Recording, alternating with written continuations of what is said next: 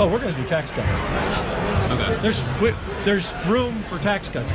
Big promises for the new session. I'm KXAN's Josh Hinkle. What else can we expect from leaders like Dan Patrick in the coming months? A complete legislative preview coming up next on State of Texas in Depth. In just a matter of days, another session of the Texas State Legislature is about to begin. Good morning and thank you for joining us for State of Texas in Depth. I'm Josh Hinkle. This new legislative session will have some new themes and the typical challenges. Expect a renewed interest in the border with Mexico. Last summer, an influx of children crossing the border strained resources, leading to a surge of DPS and National Guard troops. There will also be a focus on highway funding. In November, voters overwhelmingly approved a plan to divert oil and gas revenues into road construction, but it barely covers a third of what TxDOT needs. And some lawmakers have talked about ending accounting tricks that take money away from roads. The budget and taxes will be a big part of the session as well. Comptroller Glenn Hager will release the revenue estimate tomorrow, the number lawmakers need to know so they can pass the budget. With a more conservative legislature, many are pushing for property tax cuts. That could especially affect public school districts since they make up the bulk of most of people's property taxes. Finally, we will hear more about the open carry of handguns. Governor-elect Greg Abbott says he would sign that bill if it came to his desk. One group plans to hold a protest actually building 3D guns at the Capitol on Tuesday as lawmakers arrive. There will be many new faces leading the legislative fight this session. Few will have the power of incoming Lieutenant Governor Dan Patrick. He has the power to set the Senate's agenda, so I caught up with him to ask more about his agenda. So here in Austin, a lot of people obviously are concerned with traffic, and when we talk about funding our highways, I know a lot of that money is diverted to other places like the Department of Public Safety. You want to end those types of diversions? Yes. I announced in my press conference this morning that in our Senate budget, we're going to end the diversion of the gas tax that right now is going to DPS, and we're going to refund those dollars to DPS. So DPS will not lose out. This will put about another $600 million a year in transportation. Then the second thing we want to do is take the existing, not a new tax, the existing sales tax you pay when you buy a new car or truck. That generated this last year over $3.5 billion. We want to begin to take part of that and put it for roads. I mean, we're putting millions of new cars and trucks on the roads over the years. Let's take some of that sales tax and put it to roads. So those are two things that we're going to do. I know when you talked about DPS getting a refund there. DPS, not a refund. I should say we're going to be sure they're fully funded. Right. Well, with DPS, you also want to put more money and more troopers there, especially when it comes to things like the border security. Absolutely. If there's one issue that virtually all Texans, you never get 100% on anything, but whether it's independent, Democrat, Republican, they want the border secured. It's not about an immigration policy. That's Washington's deal. But the Supreme Court said our state, or any state, can address public safety. We've done a terrific job since the Guard has been put on the border. Apprehensions have gone down, crossings have gone down. We need to keep them there. It is expensive. We shouldn't have to pay for it, quite frankly. This should be Washington picking up the tab, but they're not doing the job. And my job as Lieutenant Governor-elect and every elected official is to protect the public. So we're going to fund border security at a higher level than we've ever funded it before, to keep DPS there and to keep our National Guard there. And maybe one day, Washington will finally do the job they're supposed to do, and then our taxpayers will have to pick up that tab. The Public Education Chair surely knows about failing school districts. Yes. What are we going to do to rescue those districts? There are a couple of things. First of all, last session I passed a bill that rates districts on an A through F, like a report card basis. Right now it's acceptable, unacceptable. Nobody knows what that means. You'll know what it means when your district is a C, and no one will be happy. The first way to solve a problem is make people aware there's a problem. What I want to do is now take that same A through F rating per school. Because when you drive down the street past your elementary, middle, or high school, and you see a C, a D, or an F out on the marquee, let me tell you what.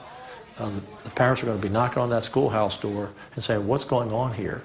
So one of the ways to get reform is make sure people are aware how their school is performing. We need to be sure, I'm going to put additional funding in the budget so that every child in the 4th grade, they need to be reading at the 4th grade reading level. We need to put more money into that. If you can't read at the 4th grade, then it's tough to learn beyond that. We need to do better. We need school choice for parents in inner cities and failing schools, because if you're wealthy enough, you send your kids to a private school. If you are mobile enough, you move to the suburbs. But if you're working in an inner city and you're a poor, hardworking mom, and you don't have the money for private school, you take the bus to work, so you can't move to the suburbs, you're stuck in a failing school. No one should have their child sentenced to a failing school. And about 10% of our schools in Texas, it changes year to year, but about 8 to 10% we say are failures. Imagine your children going to a school that's a failure and being told, I'm sorry, you don't have any choice. Most parents who can do something about it wouldn't tolerate it. So we want to help those students. We have the dropout rate in our inner city schools is too high. We're a great state. We do a lot of great things and people are doing very well. But unless everyone has an opportunity at the American dream, then the rest of us, what we accomplish, is diminished by the fact that others didn't have the same opportunity. So I'm very focused on education, but there's a balance here. It's not always about the money. Quick example, we spend about all dollars in about $12,000 a student. New York spends $22,000 a student. And we perform better on our tests than they do. It's about parents who care, teachers who care, and my wife's a longtime school teacher. I'm a big pro school teacher. Most of them do a great job. But where we have failures, we have to move them out and get good teachers in. Parents do care. They want to utilize that parent trigger. Yes. How do you make sure that that actually happens? Yeah. The parent trigger is an interesting bill, which was actually passed by a Democrat in California who I invited to come in and testify before our committee last session. The parent trigger works like this. If your school is having issues or problems, and it could be a lot of different issues, the parents can organize to take over part of the management of the school. Not the parents themselves, but they can bring in a charter school, they can bring in a public school that's doing well, a private school. They can bring in resources and people to help take that school over, or part of that school over. Just the very fact that the principal says, gosh, I just lost control of my school to my parents, maybe we'll make that principal do a better job and that superintendent pay attention. We also have the Achievement School District, and what that does, if we have a school that's been a failure a number of years, the state comes in with kind of a SWAT team of educators, the best principals, best teachers we can find, and the state takes over that school, turns that school around, and then turns it back to the district or turns it into a charter who's ever going to keep doing the good things that the state has done. So there are lots of things we can do, and we just have to be bold.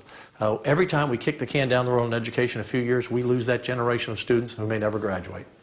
Got to ask, Inauguration Day is right around the corner. A lot of people that are sworn in use like their family Bibles. Yes. Is there going to be anything personal there in that ceremony for you? You know, I'll tell you what is going to be personal. And I haven't decided if we're going to use the Sam Houston Bible or the family Bible yet. The Sam Houston Bible is a great tradition, of course, to put your hand on the same Bible that he had. But my son is a criminal court judge. He's going to swear me in. I don't know if we've ever had a son swear in a lieutenant governor or any statewide official. And I told him he owed it to me because when he won his election to be a judge in Houston, a criminal court judge, I swore him in. So that's really going to be very special for my family. Great. Lieutenant Governor-elect Dan Patrick, thank you for joining us. Congratulations. My pleasure. Thank you. Patrick and Governor-elect Greg Abbott will take the oath of office on Inauguration Day. That's January 20th. In the politics section of KXAN.com, you'll find a list of the inaugural events like balls, concerts, and parades. Already, we've seen several state leaders take the oath of office. Land Commissioner George P. Bush started it all off more than a week ago. Since then, Comptroller Glenn Hager, Attorney General Ken Paxton, Railroad Commissioner Ryan Sitton, and Agriculture Commissioner Sid Miller all took the oath of office. And few state officials bring as much cowboy bravado to the job as Sid Miller. We're not getting around as often enough and doing, as in my opinion, a thorough job as we should protecting our consumers. I talk one-on-one with the new Agriculture Commissioner and reveal his first big plan for the office, a unit devoted to something that could protect you at the grocery store or the gas pump. Next on State of Texas In Depth. As new state leaders take office, others are headed out. This will be the first time since 1995 that Todd Staples is not in a public office. The former Agriculture Commissioner ran for Lieutenant Governor but lost last round. Now he will run the Texas Oil and Natural Gas Association. Leading the Ag Department can be incredibly powerful, overseeing regulation, consumer protection, and promotion of Texas farms and ranches. The post can be a platform for talking about issues like border security and nutrition. mission since the agency manages programs to feed hungry people. This week, Sid Miller officially took over the office. His first official act, abolishing rules that bar parents from bringing cupcakes to school. Tomorrow, his office will actually bring in treats from Austin Trailer, a cupcake for every lawmaker. I had the chance to speak with Commissioner Miller about what he expects from his term. We're the Texas Department of Agriculture and Consumer Protection. We do all the weights and measures. If you buy and sell gold, taxi cab meters, produce scales, tractor trailer scales. But we also do things to protect consumers when it comes to pesticides, structural pesticide applicators, people that come in your house and spray. We want to protect your children and your pets. We do a vast array of stuff in consumer protection and nutrition. We're responsible for delivering 12 different nutritional programs throughout the state, from the school lunch program, school breakfast program, feeding the elderly, Meals on Wheels. So we're involved in more than just beef and beans, as they go to say. We are vast aspects of the consumer's life. And part of enhancing that division is bringing Terry Keel, the former Travis County Yes, we have a new position, former legislator, my colleague, Terry Keel, former sheriff and prosecutor from Travis County, is going to head up that division, a new division of consumer protection, fraud, enforcement, and border security. And you're adding more inspectors too. We will intend to add more inspectors. We're not getting around as often enough and doing, as in my opinion, a thorough job as we should protecting our consumers. You mentioned border security. Your predecessor took a heavy role in border security, especially when it came to protecting farmers' interests on the border. Do you plan to carry on that work? We will carry on that work, and I understand that. I was chairman of Homeland Security in the House, so I have that relationship with the border sheriffs and the landowners down there, and it's very important, especially in our winter garden area. We produce fruits and vegetables this time of year down there for the state and the nation. They need to be able to go on those farms without fear for their life and property, so they can continue to produce the most abundant food and fiber and fuel that our nation can. During your swearing-in ceremony, one of the speakers mentioned the sonogram law, which you carried in your last legislative session. It was a very controversial bill. Many people realized how conservative you were when you did something like that. How do you plan to keep your new office bipartisan with such a conservative background? Well, and if you look, I worked very well on both sides of the aisle. We had invited Commissioner Hightower to be with us here today, and he sent his regrets he wasn't able to come, but we're reaching out to any and everyone we can to make Texas a better state. Republicans don't have the market cornered on good ideas, so we'll take them no matter who they come from. A legislative session is about to begin with new challenges and old. We'll break it all down with our political roundtable coming up next on State of Texas in Depth.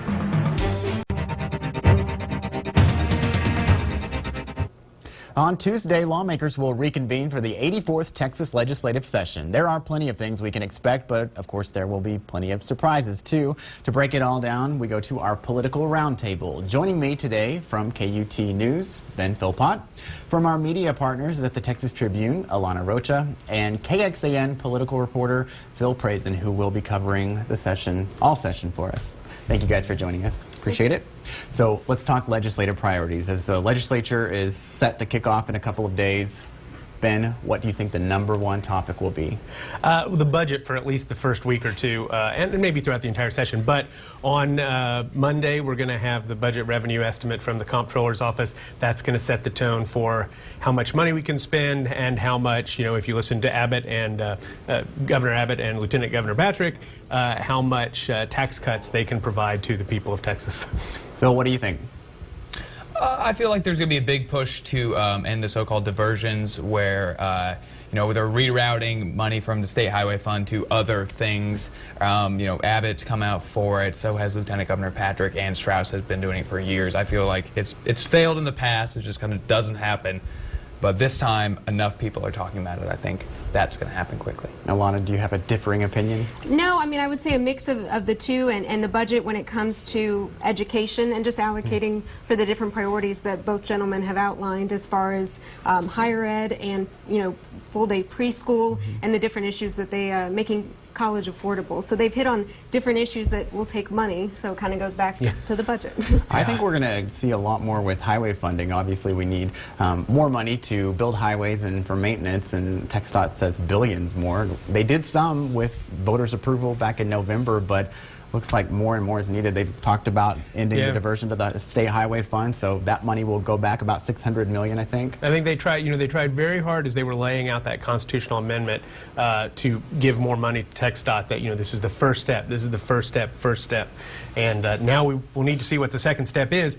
The Republican legislature in the past has not offered a lot of second steps in terms of you can't raise this revenue, you can't raise this tax, so it'll be interesting to see what they end up coming up with for that second step beyond diversions, which would give some several billion back. And how motivated they'll be to do that, being that in November we just passed Prop 1 that allocates a good sum of money, and Abbott said $4 billion more as far as including with that towards TxDOT with no taxes, tolls, or whatnot. So it'll be interesting to see how much money they allocate and where they pull it from. Yeah. Right. What about guns? I mean, everyone's been talking about guns, and I'm looking forward to making one on Tuesday. The 3D guns, and get those people out there, they're going to be making them, right? They will. And it's going to be really interesting. It's interesting to think that Texas is one of just, 6 states, a handful of states that doesn't allow open carry of a pistol, of a sidearm. And, considering how much, the bravado of Texas and guns and everything. So it'll be really interesting to see. Clearly, this is a pro-gun legislature, a pro-gun governor, pro-gun lieutenant governor, pro-gun speaker, although he hasn't made it a priority like others have.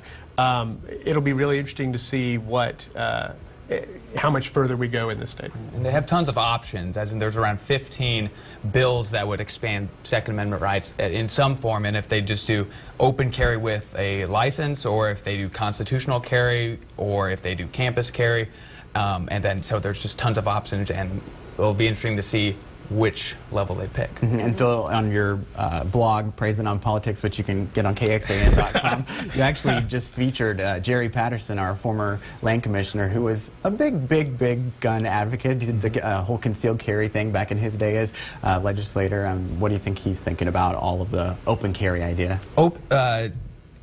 Commissioner Patterson predicts that it will be open carry with a license. He says that if there are This is kind of interesting. He says if there are these, gun rights activists who are, being, very, open and passionate and kind of rubbing people the wrong way, maybe like we have going on this week, he says that might actually detract from that movement because people will kind of take it the wrong way. And Abbott said he would sign the bill if it lands on his desk. Absolutely. It was among, I think he just is among the issues that he listed as well. We'll talk a little bit more about Abbott coming up, but are you seeing any major themes that Abbott and Patrick are agreeing on as far as when they both get into office and are taking over the top 2 leadership posts? Tax cuts is probably one of the top things.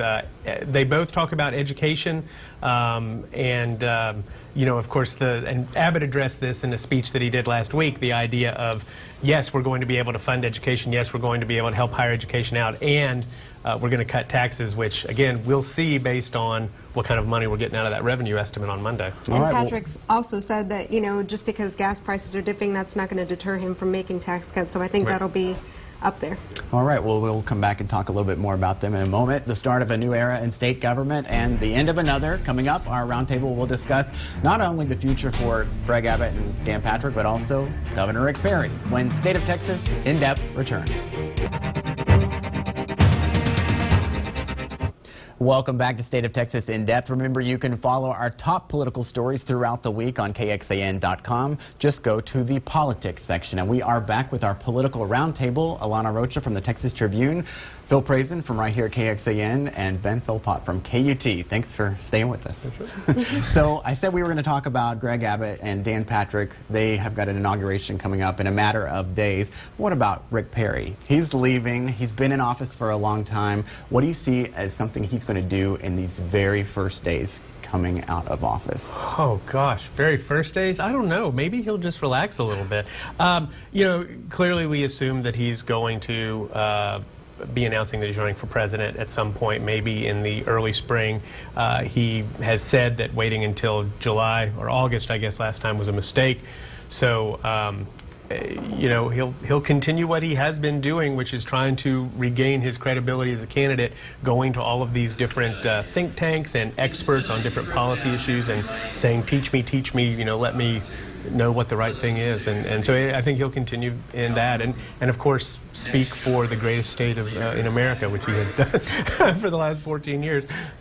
What do you think, Alana, about this, you know, indictment and the whole case, the court case hanging over him? Is this something we're not going to hear about for a while, or do you think it's going to start coming up immediately whenever, if ever, he does decide to run for president? Well, I think he's hoping that it's settled before he even makes any sort of announcement along those lines. You know, we've heard that it'll be maybe May or June, and like Ben said, it won't be as late as August. And he is, you know, going and meeting with policy experts. Actually, the office that he goes to is in our building. And leading up to the holiday break, his SUV was out there every day, I think all day, a couple days before Christmas. So he definitely has said if he does decide to run, he'll be ready. And, you know, I'm sure he and his attorneys want this indictment settled soon, and we're expecting a ruling. You know, it's now up to the judge to decide whether or not the merits warranted to be dismissed. Phil, I wish you would have been here for the last couple of legislative sessions to see some of the bigger, more controversial emergency items he's had, because I don't think we're going to get that with Abbott right out the gate. What do you think? It all depends how fast they can all work together with Strauss and Lieutenant Governor Patrick. It really is going to determine how fast they come out of the gate now to what they get done in the future, because they are tackling a lot, and you know, in 140 days it's going to be hard to do everything they want to do. So it will be kind of up to Patrick to pick and choose which ones we need to keep talking about. And I think whether or not Patrick changes the 2/3 rule will also settle that. You know, a lot of the special session items we've had over the last decade have been because the Texas Senate, the minority of Democrats there, have been able to block things from passing. Patrick has hinted very heavily that that's not going to be the case this time. And fewer committees, and probably not any Democrats in leadership posts, at least major leadership posts. Fewer committees, and sooner. We could see it, you know, in the next week or so, a few days after he's inaugurated, see those posts come out, which normally it's not till February. It can be as late as that. So he's definitely getting a head start, and I think we'll try and set the tone going into it. As far as over in the House, though, are you expecting Strauss is probably going to come out on top in the speaker race? I think that's a fair bet. Yeah. So, and, you know, it'll be interesting to see how much of a public fight they end up having on that final day, on the first day of the session, and how quickly they just kind of get over it and move on. I think that, you know, if only 12 to 15 people end up voting against Strauss, Strauss will be ready to move on pretty quickly. Which might mean a little bit of a delay in the committee assignments there. I'm really interested, with so many freshmen coming into the legislature, where they're all going to fall as far as which committees and you know, who has what leadership posts, that kind of thing. Absolutely. It'll be interesting to see. So. Do you think there's going to be any switch up on anything with any of these Central Texas lawmakers? I know we have a new Democrat from here in Travis County, Celia Israel. She's going to be coming in for her first full term. No, I mean, I'm not sure yet as far as the committee post, at least. And any final thoughts on anything that's about to happen in this first week of the legislature? It's always a fun session, and there's always going to be, you know, at the end of the 140 days, we'll know what that big issue was that will kind of mark it for time. And, you know, I think this one may be budget and looming oil prices dropping, but, you know, we'll see. And it's all new people, so, yeah, you know, there's going to be a lot of jockeying for position and power and who calls the shots in certain areas. Absolutely. All right. Well, thank you guys for being with us. I appreciate it. And thank you again for joining us for State of Texas In Depth. Remember, you can join us every Sunday morning in the 8:30 half hour for a broader look at Texas politics. Stay tuned for Meet the Press coming up at 9. I'm Josh Hinkle. Have a great day.